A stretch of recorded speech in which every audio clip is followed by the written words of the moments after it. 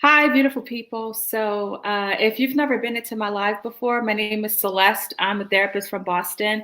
I come on, I talk to people that are doing things to empower other people by sharing their story.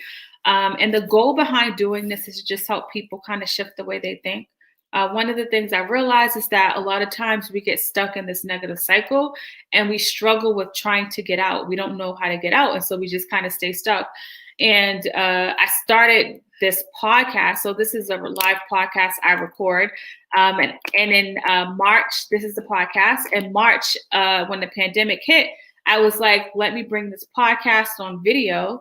And it's been an amazing experience. I'm excited I did it. I felt like led to do it. And there are so many people doing amazing things, and I get to like share that with you all. So that makes me extremely happy. Hey, Joshua. So one of the things before I bring on my special guest, I wanted to show you guys this free wellness assessment. So one of the reasons why we struggle with getting out of our struggle is because there could be so many different areas that we're struggling in. And if we can just like make space to break down those areas of our lives and create a plan, I feel like we can start to feel different about the way that we are operating because we have a plan. So if you go to my website, celestetherapist.com, you can click on this link and it's a 10-minute video I do where I kind of break all of these areas down and give you some things to think about doing to help shift your mindset around your life, right? Because nobody's going to come up to Celeste and say like, Celeste, are you living out your dreams? Are you doing what needs to get done? Like nobody's going to say that to me.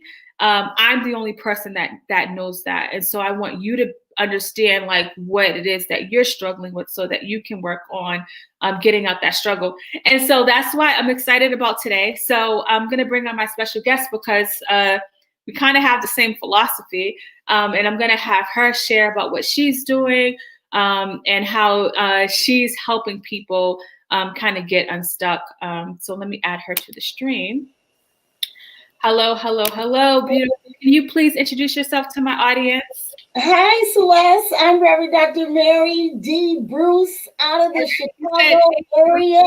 So excited to be in a conversation with you this evening. Yes, I'm so excited you're here with your energy. It's so good. Yes. Do you always have that energy?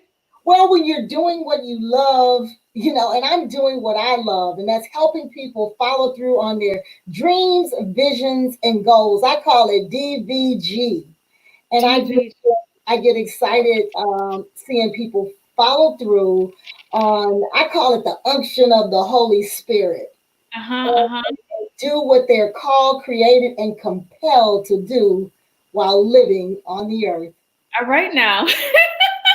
So I want people to know a little bit about you and what you do. So tell people what you currently do now. Okay. I am an educator and I am a follow-through expert. I actually am the curator and founder of Follow Through Today. This is a social entrepreneurship enterprise type of activity, and it's evolved into, I have Zoom sessions with educators, with clutter experts, with people who are talking about how to make their hair grow. I had a person on it's called Follow Through and You. I've been doing this since we've been in COVID. I intended to have one show, has turned into more than 7 shows, and we've been meeting on Sundays from 4 to 5 o'clock Central Time. But in 2017, I wrote my first book, and you cannot see it that well, but it's called The Art, Skill, and Spirit of Follow Through.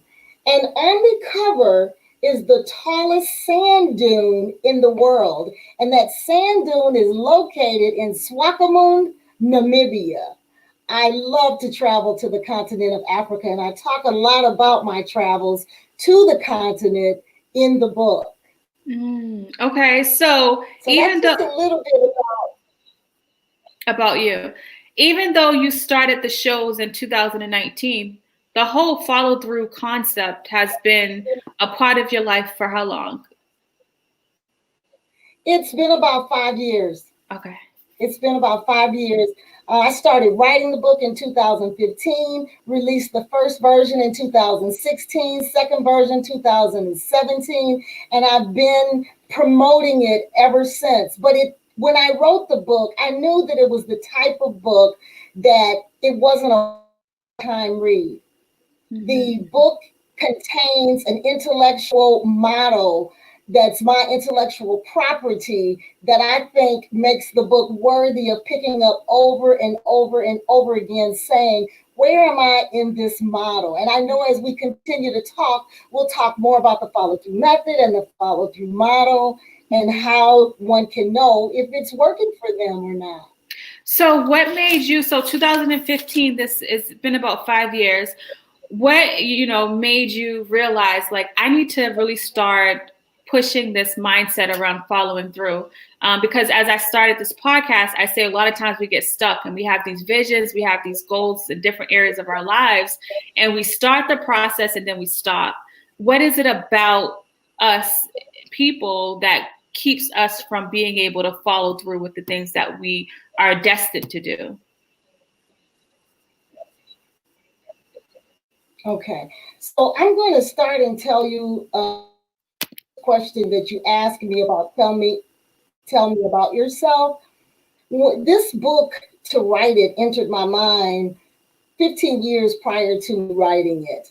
So there were other things going on professionally that I needed to take care of prior to going into sort of a social entrepreneurship direction.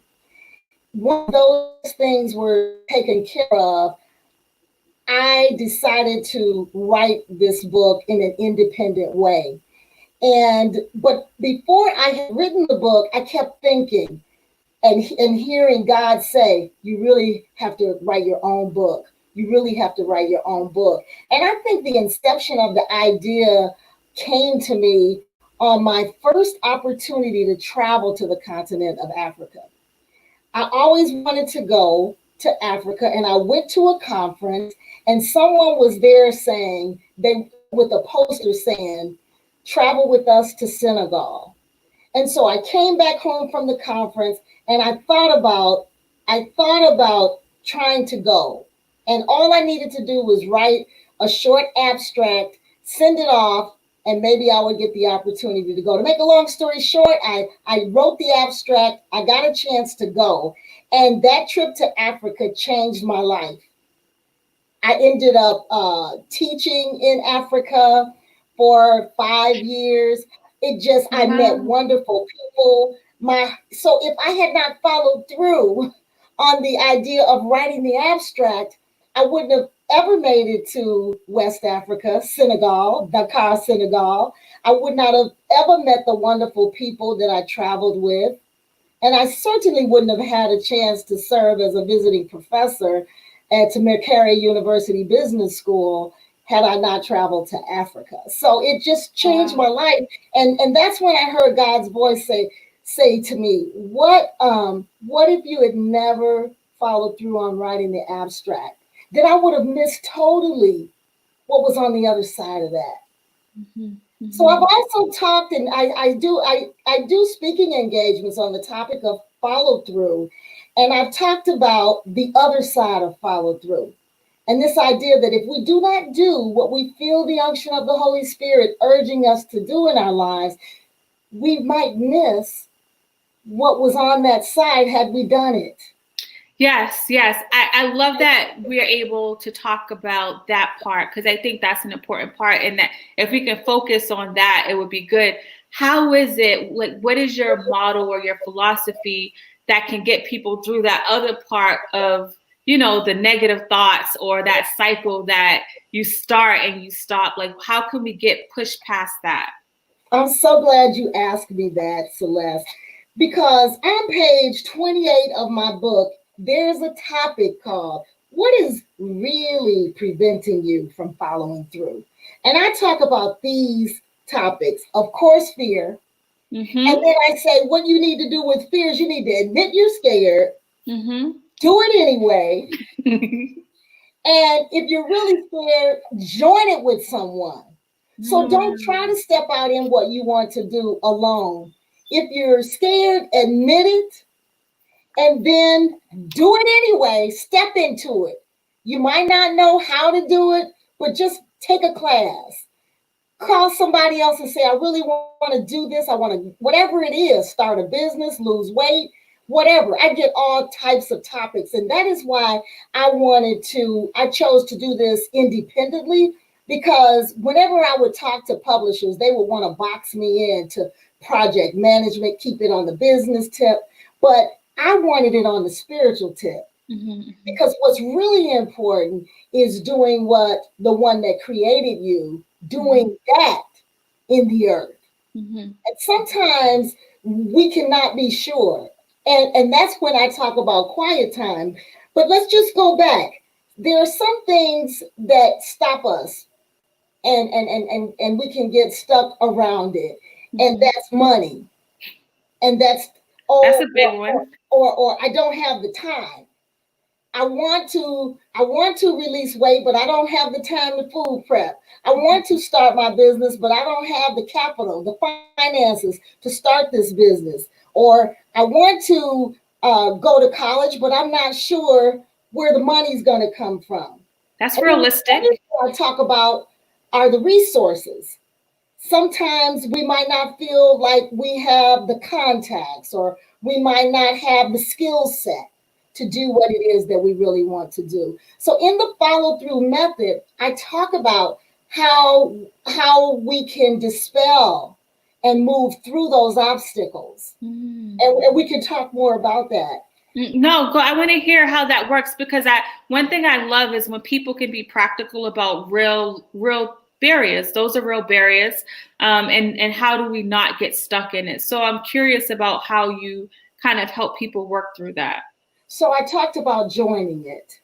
And the other thing is to find others who are, when I say joining it, I mean, if you want to start a business, then start with business owners. There are all sorts of, go on Meetup and look for people who own their own businesses. Go online. There are so many ways to get information, but that's what I mean by step into it.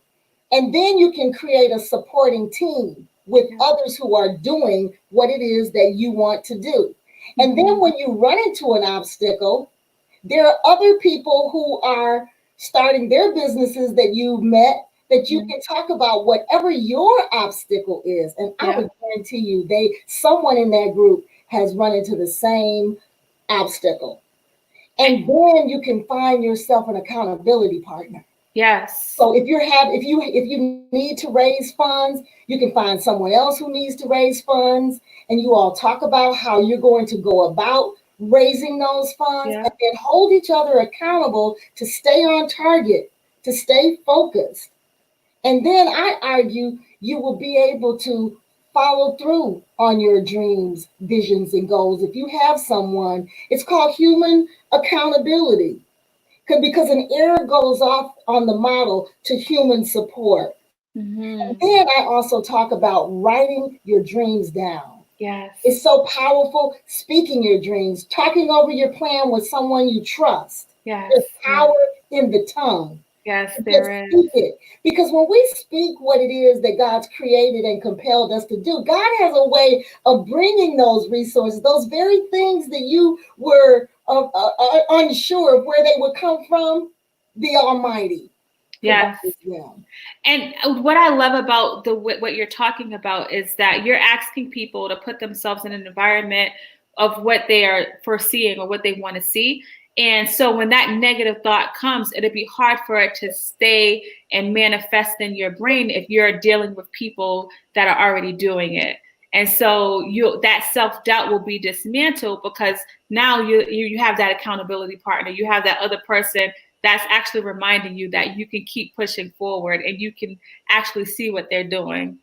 Exactly, Celeste. Not only do you have that other person, you have a support group that you've created that you can also share about those fears, about those negative voices, because once we share those fears, remember I said the first one was to admit that there's a fear. Yeah. Once we share them with someone who cares about us, then it's not as scary anymore. Once we start talking about those obstacles and whatever it is, people also have ideas that can support us. They can pray with us. They can pray for us. And when you have a people who care about you, unified, wanting you to succeed, and you've moved all of the naysayers behind you, and the people who are for you, wrapping their arms around you, that's who you have in your inner circle. You will move forward in your dreams, your visions, and your goals. Yes, I do too. But why do you think we struggle with being in community? I think that we were not meant to do life alone. Isolation could be dangerous. The model that you're presenting is an important one. I talk about that in different areas of our lives and how it's important to reach out for support and ask for help. Why do you think people struggle with tapping into that support system? I'm not 100% sure, but I know sometimes people are afraid of who they can trust with their dreams. And that's a valid concern. That's why initially, noticed I said, find someone you can trust. And that involves first trusting yourself that you have the ability to discern who you can trust. And there are ways to take small steps with people to determine whether or not they're worthy of being your dream keeper. Yeah. No, that's good. And I think about in the Bible, for people who are not familiar with Joseph and his brothers, he told them his vision and they sold him. And I remember hearing a sermon about it and thinking it's important to be mindful on who you share with because everybody doesn't have your best interests. So that's a really valid point, which is why Mary says, like, somebody that you trust is going to be key. And it may be outside of your immediate circle. Right. It may be. It may be. That is why I think stepping out, taking those first steps out into areas of interest for you, you might not know the person, so you're learning someone new, so you can take baby steps with them, and then you can assess what's the likelihood of this person to hurt me. Yes. I share my dream, my vision, my goal. Yes. Now, one of the things that you talked about at the beginning is that you made you started doing shows on Zoom, and we're sitting here talking about community and talking about tapping in. COVID happens for people, and there's a lot of isolation taking place. I'm curious about, like, what was the transition like for you, and how did the process start with the Zoom meetings that you're doing? Okay. So one of the things that I continuously work on is decluttering my home. And I had a support person. I went out and I found someone who specialized in helping people like me who need to declutter. And we've been working together for about 3 years. So when COVID happened, I decided to have her as a guest on Zoom. And I intended to do one show. I intended to do one Zoom session.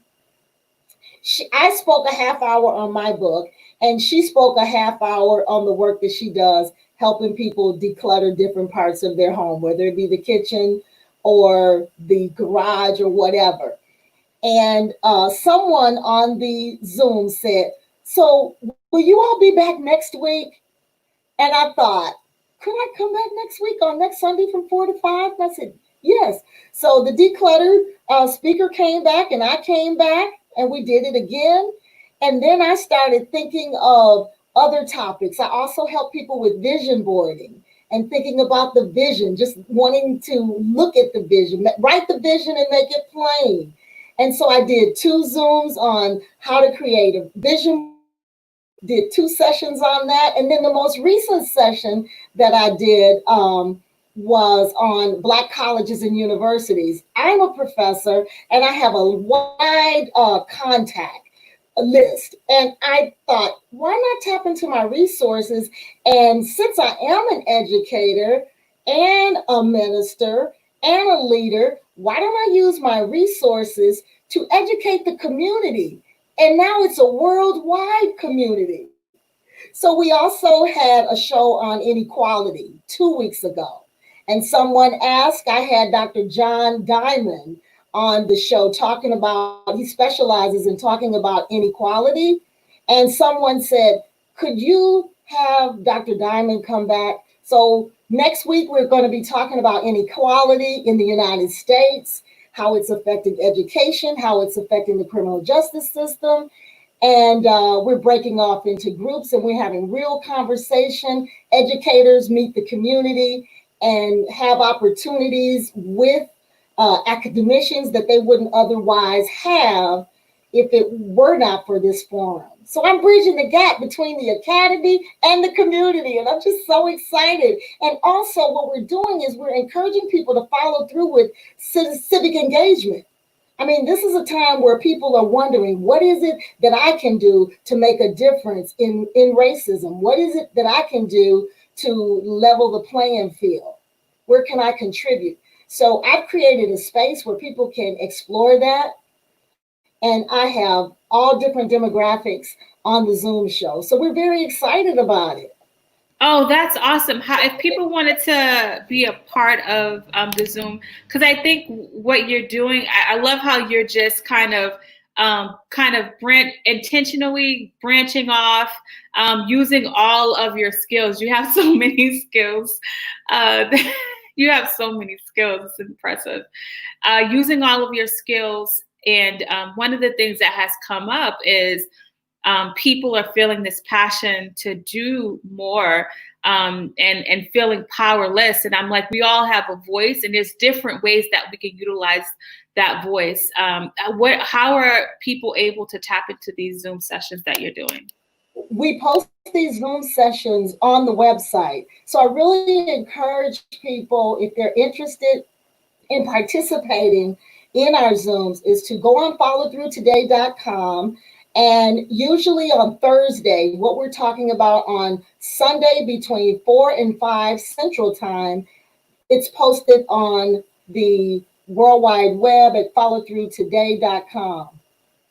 And since you brought it up, do you mind giving us a few tips or things that have come up about what people can do during this time, since we are in a time where people are trying to figure out how they can be a part of the process?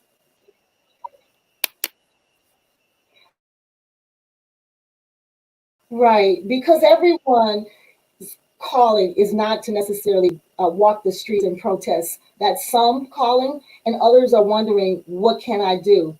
I encourage you to know who your county commissioner is, your local trustee, your village president. Know who your local officials are, and then know who your county-wide officials are. Engage with them. See what committees are there for you to become engaged with. Understand what the rules and regulations are for the police department in which you reside. What are their what's the criteria for them in order to arrest someone? What are the statistics of the crime in your area? What are you concerned about? Whatever it is that you feel in the unction, I talk about the unction. It's that thing that keeps you awake at night, that you think about when you're driving your car. I really ought to do this. Maybe you've never attended your local village meeting before.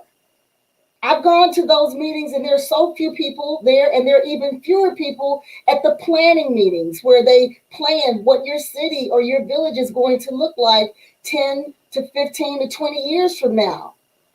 And so people are doing what they want to do who are in positions, but as a citizen, we can't contribute. So I think it's about sitting down, thinking about what it is, where your gifts and talents are. And then again, follow the same follow through model. Talk with someone, join it, write it down, do your research.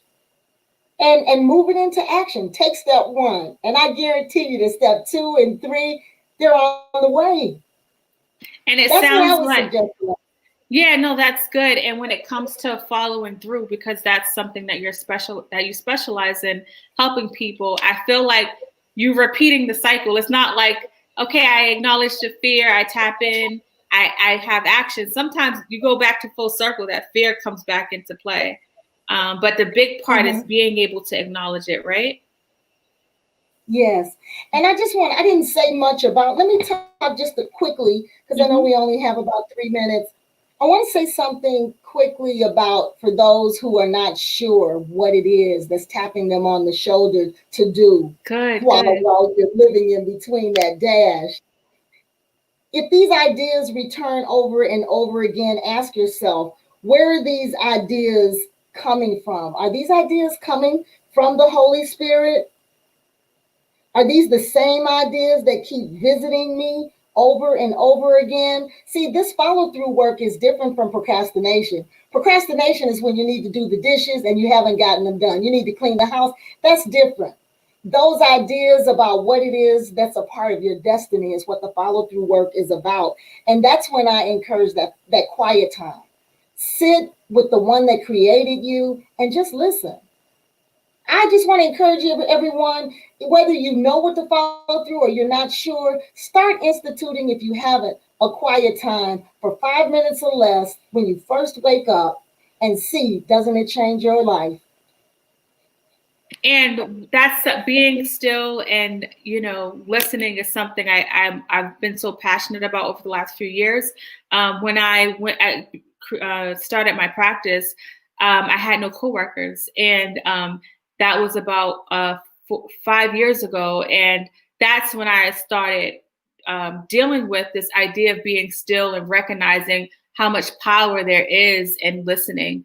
And something you said earlier is that, he'll direct our path, but it's hard for us to see what we are destined to be doing if we're not able to sit still and actually like meditate, because then we'll be able to discern what we are called to do, and make clear choices, right? When it comes to being still. Do you agree with that? I agree with that. The quiet time is strictly listening. It's not prayer, because prayer is talking to God. But quiet time is listening. It's not even meditating. It's listening. Yes. No, that's good. I am so grateful that you came on. I just want to pull up your website. Can you tell people about what they can expect when they go to your website? When you go to my website, you can learn about me. You can also see what's going on with me in the media kit. You can book a consultation. You can book a speaking engagement. You can email me, ask me questions. I also have a free follow through group that meets on Facebook, in a closed group where you can talk about what it is you're following through. And there are other people, there are about 40 people in there right now following through on their dreams, goals, and visions, and supporting one another in the Facebook group. So on my website, you can buy my book. You can also buy a model that's $7, this follow through model. You can purchase that. We're running a special for $20 on the black and white book. $24.99 for the colored book. And those are some of the things, Celeste, that you can find on the website. Yes, a lot of different resources to tap into. I think that's awesome. You really believe in community. And I'm sure in your travels to Africa, I know you've been to different countries over there. Community is probably a big part of culture. It's a huge part, this collective idea of living. I just want to tell you one thing quick. I had a friend from Uganda come visit me, and we entered my home, and it was totally quiet. He said, I would lose my mind if I entered my home and no one was there. And I'm thinking, I enter my home all the time and there's no one there. And he's like, when I enter my home, people are coming and hugging me and saying, hi, I'm so happy. It's because there's always people around on the continent with this collective lifestyle, village lifestyle. And I was thinking psychologically that has to be very healthy to know. Yeah, I'm sure with you having spent time in, was it Uganda or Senegal? You, Yes, yes, okay. Uganda. So you had a chance to be a part of that culture. The difference with us here in America, we're very individualistic, right? Do you feel like that holds us back a lot? Do you see a difference in the way people are following through um, over there than it over here? Well, what I want to say is this a different lifestyle. It's Mm-hmm. hard. There are advantages to individualism and disadvantages, and there are advantages and disadvantages Mm-hmm. to the lifestyle there. Mm-hmm. So it's being able to get your needs met, Okay. and Africans have different needs than Americans because we're Yeah. socialized differently. For Yeah. example, if you've grown up in an individualistic society, you don't have a really good idea of what it is to live in a collective That's school of thought true. society until you go there and see what that feels like. And I think it feels very different for the Africans who've come here. And Yes. it's very individualistic. They have to adjust to that. Yes. And, Yes. and so I think it's a give and take. Yes. No, that makes sense. You're a real true educator. You're absolutely right. That makes a lot of sense. Thank you. I think if you went over there and had to live collectively, you would miss some of your individual, I would, your car, your bedroom, and you go over there, it's like maybe three people gotta be in your bedroom, you're absolutely right. Because you're absolutely, that's when you start explaining it. I'm like, actually, yeah, there are aspects of the way that we have it here. It's good, but I think there are some that hold us back. But you're right. It's a give and take.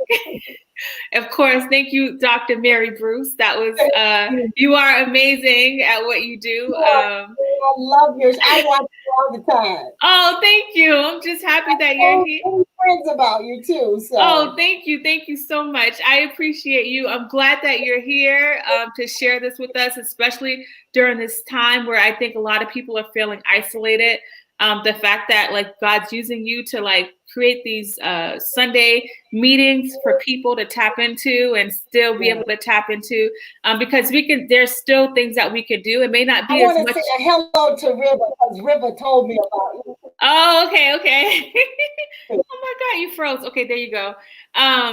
There are things that we can do even in the midst of quarantine, right? It may not be as much as we were able to do before, but I think even if it's the small goals, if you're struggling with something, even if it's just like I want to make sure I get up and make my bed every day and write down my vision, just starting there. But I think being a part of a system is helpful and healthy for people. A healthy system, not just any system.